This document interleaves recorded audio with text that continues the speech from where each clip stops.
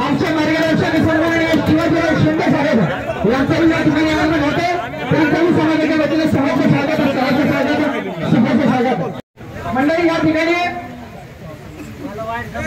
नगरी समाजाच्या आर्थिक विकास महामंडळाचा जेव्हा प्रश्न ऐरणीवर आला त्यावेळेस प्रामुख्याने 3 आमदार साहेबांनी ही मागणी विधानसभेमध्ये तुमच्या गुलाबी वादळाचा हा विजय मित्रांनो. तुम्ही संख्येनं किती हे महत्वाचं नाही, तो तुमच्या अंगात ठासून भरलेला ज्वालामुखी किती रगेल आहे, रगबाज आहे, ईर्ष्याबाज आहे याच्यावरती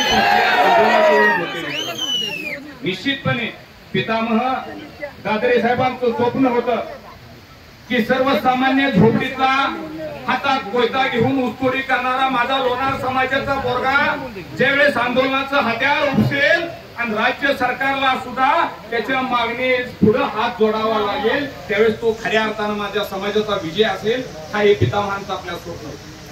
3 बांधवांनी अखंड तालुका हजारो पोरं घेऊन सातत्यानं या सांगोला तालुक्यातील गाव खेड नाहीतर पश्चिम महाराष्ट्रातील या मानदेशातील अखंड लोणार समाज उठवून उभा केला. नुसता उठवून डॉक्टर साहेब उभा केला नाही, जी गडी झोपलं होतं त्यांना गदा गदा हलवून उठवून बसवलं, जी गडी उठून बसलो त्यांना उभा राहायला सांगितलं, जे गडी उभा राहिलं होतं त्यांना चालायला लावलं, जे चालत होतं त्यांना पळायला लावलं आणि जे पळत होते त्यांच्या मस्तकात विचार भिनवला आणि हे आंदोलन उभा केलं आणि खऱ्या अर्थानं सक्सेस करून दाखवलं. त्याबद्दल या ठिकाणी संतोष भाऊ, तुमची सुदर्शन भाऊची टीम आम्ही बघतोय. घरादाराचा ही पोरं त्याग करतात. आमचा समाज छोटा आहे म्हणून पुन्हा बसली रडत बसली नाहीत, कोणत्या पुढाऱ्याकडे गेले नाहीत. या ठिकाणी गेल्या 2-4 महिन्यापासून सातत्याने आम्ही संपर्कात आहे एकमेकाच्या. 2 महिन्यापूर्वी तुम्ही या ठिकाणी संतोष भाऊ शिवबापूंना आम्ही बोलवलं होतं ऑफिसला आणि तुम्ही विचारलं या सांगोला तालुक्यात 35,000 आमचं मतदान आहे. 35,000 मतदान एका बाजूला असताना आम्हाला मिळालं काय? आमच्या समाजाचं या ठिकाणी शैक्षणिक नोकरीमध्ये आमच्या पोरांनी हाडाची काढा काढून रात्रंदिवस पुणे मुंबई या ठिकाणी MPSC UPSCच्या परीक्षेतून यश मिळवलं. अनेक जण अधिकारी झाले, पण ज्यावेळेस समाज म्हणून आमच्याकडे बघितलं जातं त्यावेळेस आमच्या पितामहांचा या तालुक्यात पुतळा नाही, आमचं एखादं मोठं समाज स्मारक नाही या सांगोला शहरामध्ये. ज्यावेळेस आम्ही तुम्हाला सांगितलं की या ठिकाणी रेल्वे फाटकाच्या महात्मा फुले पुतळ्यापासून आणि रेल्वे फाटकाच्या पुढे जागा शिल्लक आहे. शिवबापू तुम्ही साक्षीदार आहे त्या गोष्टीचं आणि मला अभिमान आहे की आपण सगळ्यांनी मिळून जी जागा बघितली ती जागाच या ठिकाणी नगरपालिकेला आणि या सरकारला द्यावं लागली. मित्रांनो, मला साथ अभिमान आहे. तुमचा समाज किती मोठा आहे किती छोटा आहे याचा विचार तुम्ही नाही केला तर समाजामध्ये एक परिवर्तनाची लाट आहे. मित्रांनो, ते तुमचं छोटं आंदोलन जरी असलं तर या राज्य सरकारला सुद्धा याची दखल घ्यावी लागली. मित्रांनो, आता फडणवीस साहेब आता थोड्या वेळापूर्वी गेले. या ठिकाणी मला सुद्धा तुम्हाला साहेबांना भेटता आलं नाही, गिरीश महाजन लवकर गेले. या ठिकाणी सागरजी पाटील आमच्या बहुजन समाजामध्ये सांगायचं झालं, आज जरी आम्ही आमचा नेता आमदार शहाजीबापू पाटील आणि गिरीश महाजन त्यांचा फोन बी आलता इथं सोबत असतो, बापूंनी सातत्यानं प्रयत्न केलेत. मित्रांनो, पत्र दिलं, मुख्यमंत्री साहेबांना कॉल केला, आपल्या सगळ्यांच्या ज्या ज्या मागण्या त्या सरकारपर्यंत CO पर्यंत इथं तहसीलदारापर्यंत या ठिकाणी पोहोचवण्याचं काम केलेलं. मित्रांनो, तुम्ही काम या ठिकाणी केलं आणि म्हटलं जातं ज्याचा मास्टर माइंड श्रीकृष्ण आहे ना त्या 5 पांडवातला एक सुद्धा हल्ला नाही. आपला मास्टर माइंड कोण आहे तुम्ही ठरवलंय. मित्रांनो, मला एवढंच तुम्हाला सांगायचं आहे, एका ताकदीने एका वेगळ्या उंचीवर राजकारण समाजकारण तुम्ही घेऊन जाताय. कोणताही राजकारणाचा डाग त्याच्यावर न पडू देता जयभाऊ गोरे या ठिकाणी आलेत. एक खूप मोठ्या ताकदीचं मानदेशाचं नेतृत्व जयभाऊ गोरे या ठिकाणी फडणवीस साहेब घेऊन गेलेत. या ठिकाणी या तालुक्यामध्ये माननीय आमदार साहेबांच्या नेतृत्वाखाली आपल्या स्मारकाला जागा दिली आहे, मोकळी जागा द्यायची, आता बसून सोडायचं नाही. तर त्या ठिकाणी लोणार समाजाचा झेंडा या ठिकाणी तसा आठ्यपार झेंडा लावला होता, तसा चांगला लोणार समाजाचा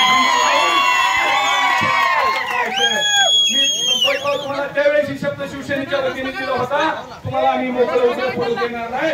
निश्चितपणे राजकारण समाजकारण ज्याच्या वेळेस बघू, पण एक समाज म्हणून निश्चितपणे तुमच्या पाठीमागे ताकदीने उभा राहतो.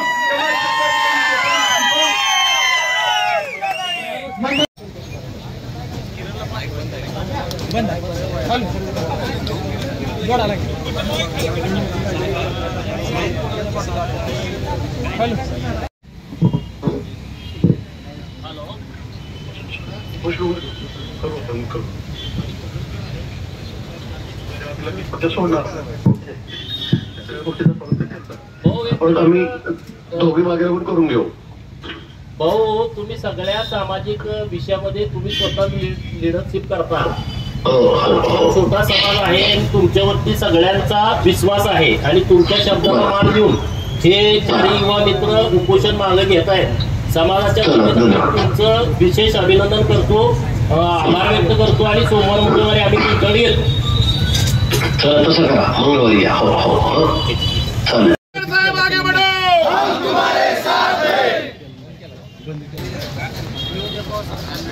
आपल्या सर्वांच्या न्याय मागण्या घेऊन राज्य सरकारचं लक्ष केंद्रित करण्यासाठी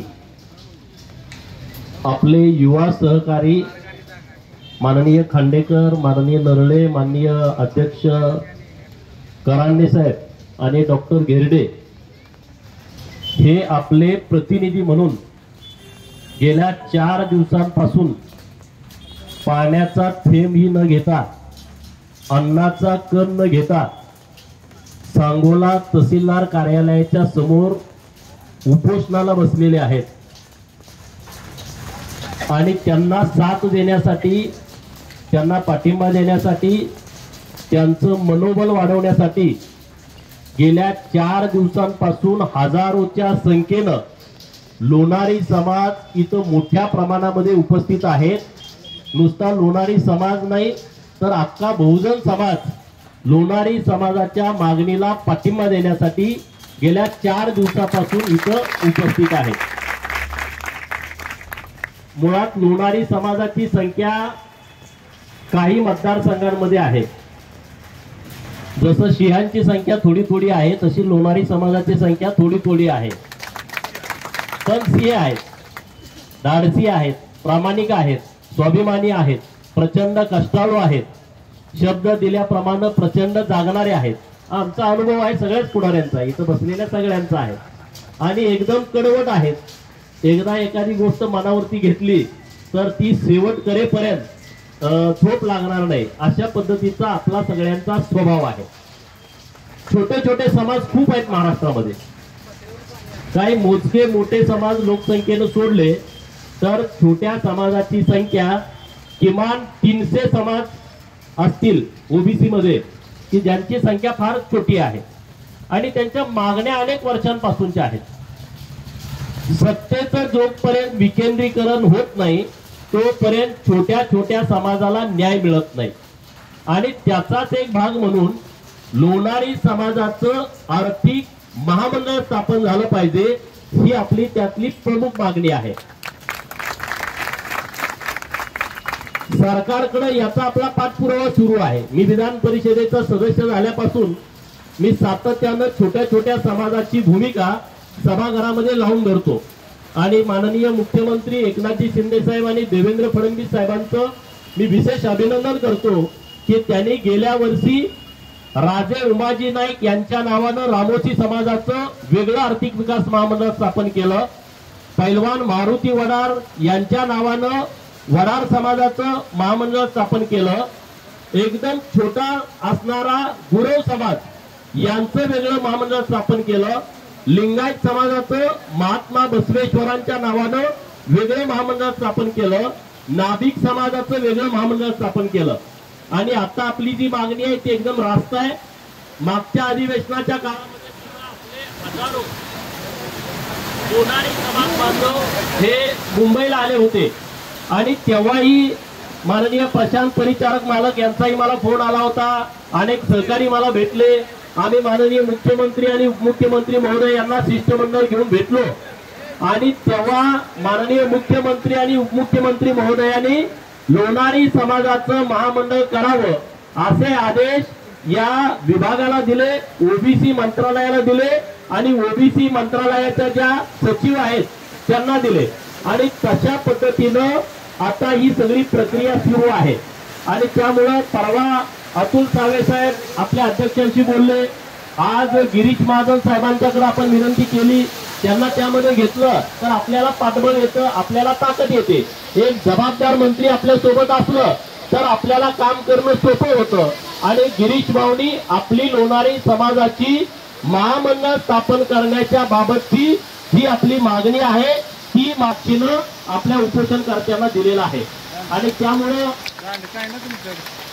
आपण आता मंगळवारी बुधवारी जेव्हा सगळे तिथं आपले लोकप्रतिनिधी आपले सगळे तिथं असतील तर आपण सगळेजण जाऊन तिथं या गोष्टीचा पाठपुरावा करू. गेल्यात काम होईल असं नाही, पण आपण त्याचा पाठपुरावा करून लवकरात लवकर महामंडळाची घोषणा राज्य सरकारकडून करून घेणं ही आपल्या सगळ्यांची जबाबदारी आहे आणि आपण तशा पद्धतीनं पाठपुरावा करू.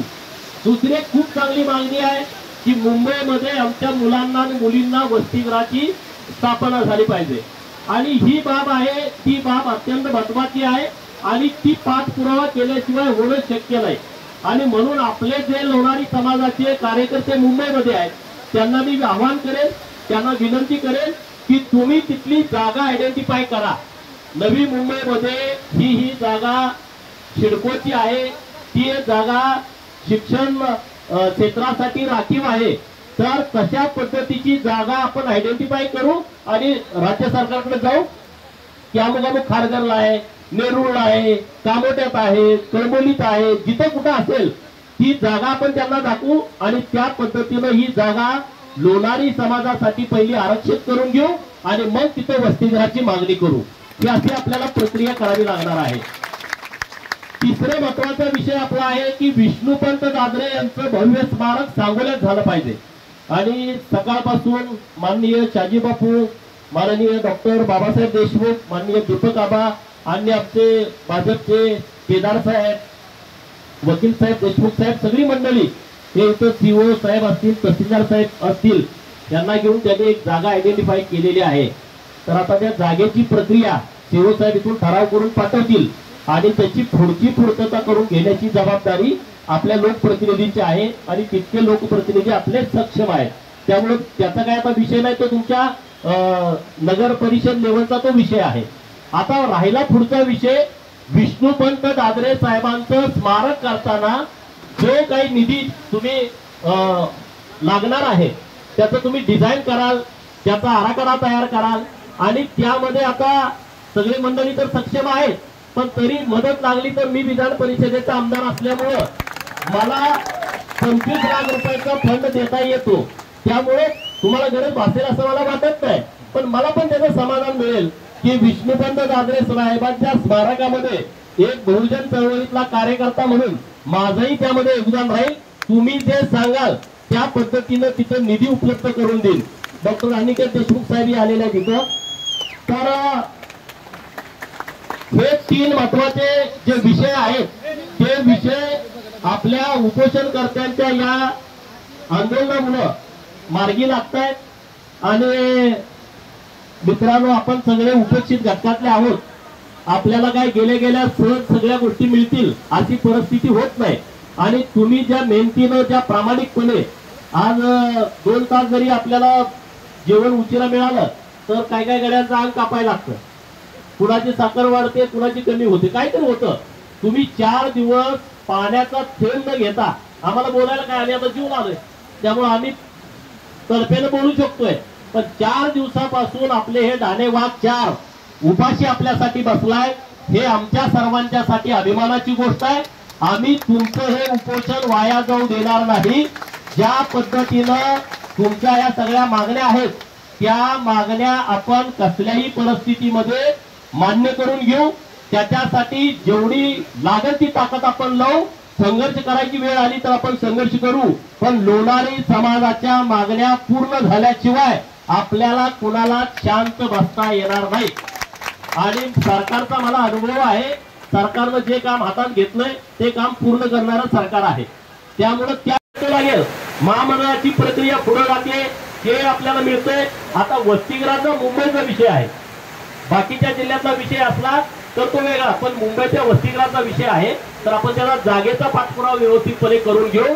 मागणी आपली रास्त आहे, ही मागणी पूर्ण झालीच पाहिजे. त्यासाठी आपण सगळेजण प्रयत्न करू. जोपर्यंत लोणारी समाजासाठी काही वेगळ्या आपल्याला योजना करता येईल का, हे आपण ओबीसी मंत्री महोदयांच्याकडे बसून मंगळवारी बुधवारी त्यांना काहीतरी विनंती करू, त्यातून काय मार्ग करता येतोय का हे आपण बघू. एवढंच त्या निमित्तानं बोलतो. तुम्हा सगळ्यांचं आभार व्यक्त करतो आणि थांबतो.